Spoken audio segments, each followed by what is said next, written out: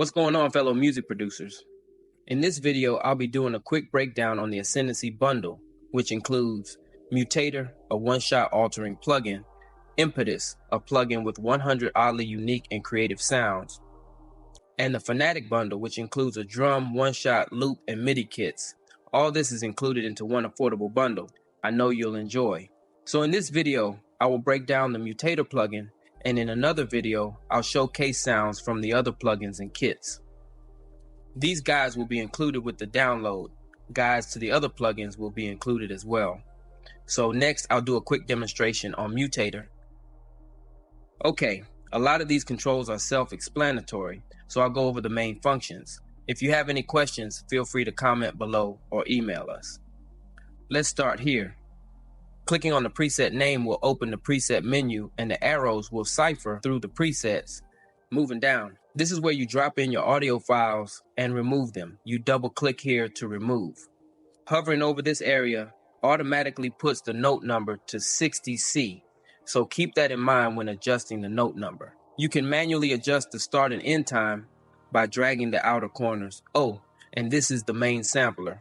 This is where you would add all of your one-shots and smaller audio files. To add loops, you will click on this tab. We'll view that section in a minute. Okay, so on the top left corner, when you hover over a control, the description shows here, and right below is the mutate button. When pressed, all the controls are randomized, which creates a new sound. Every preset was made this way.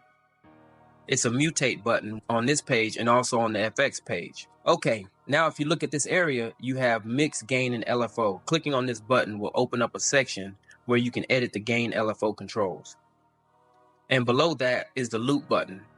Clicking on this will show a few additional controls: X fading, starting, and end time for the loop points. This is nice for creating pads or when you use the reverse function. Everything flows smoothly during playback. Okay. And right here under the section where you add your audio files are the buttons to view the dynamic controls and the button to view the granular section. It is important to note that every preset was made with the granular enabled, meaning I had an audio file loaded here. This feature adds cool textures to your sounds. Here's where you select which key the sample is in, and you have a few other control sections. The bits functions are what really creates the unique granular sounds along with the grain density, spread, and detune controls.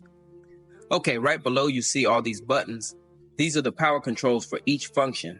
And if you look to the right, you see octave mix, crystal mix, and granular mix. These control the overall mix of those functions. And if you look up top, you see the main mix. This controls every other function. Okay, on to the sampler loop page. Most of the controls are the same. This is where you drop in your audio files. And if you look here, you see loop reverse only active while player is set to free.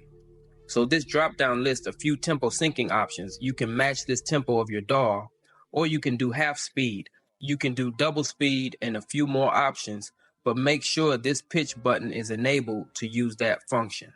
Also, when adding in loops, the plugin will automatically detect the loop points, but for best results, I would recommend adding loops that are like this example here.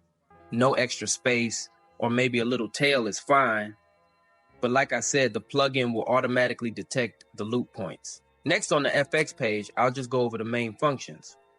Here at the top, you see another mutate button when pressed. All the controls will randomly set to different parameters. Like I mentioned earlier, every preset was created this way. So you see your envelope controls, reverb here, unison, filter controls, plus the LFO. You have chorus and phaser controls, plus the LFO, and you have 2 delays and distortion right below that. Now this section octave, this is a sequencer that adds motion to your one-shots. You can cycle through one time by clicking here. You can randomize the notes by clicking here. And when you click note length, you'll be able to adjust the length of each note. I like to turn the steps to 16, turn all the notes down besides 2 and 5. It adds a nice little movement to the one-shot.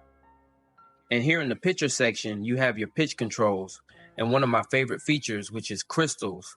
It adds nice textures to your sounds. You can adjust the rate for 2 different sections. These buttons right here are the loop controls for the modulation. If you want to cycle once you turn this off or to keep going while the sample plays, keep these on. You can dictate how the crystals sound by adjusting the sliders here. And down below, as I stated earlier, this is the main wet amount control for this section. And one more thing to add under the sequence section, you have what is called melody. This allows you to play different melodies. It's a cool feature to get quick ideas while creating music. Here is a list of different scales. You can select one and press the altering button here and create new melodies with each click. And that's it for the breakdown. Thank you for watching.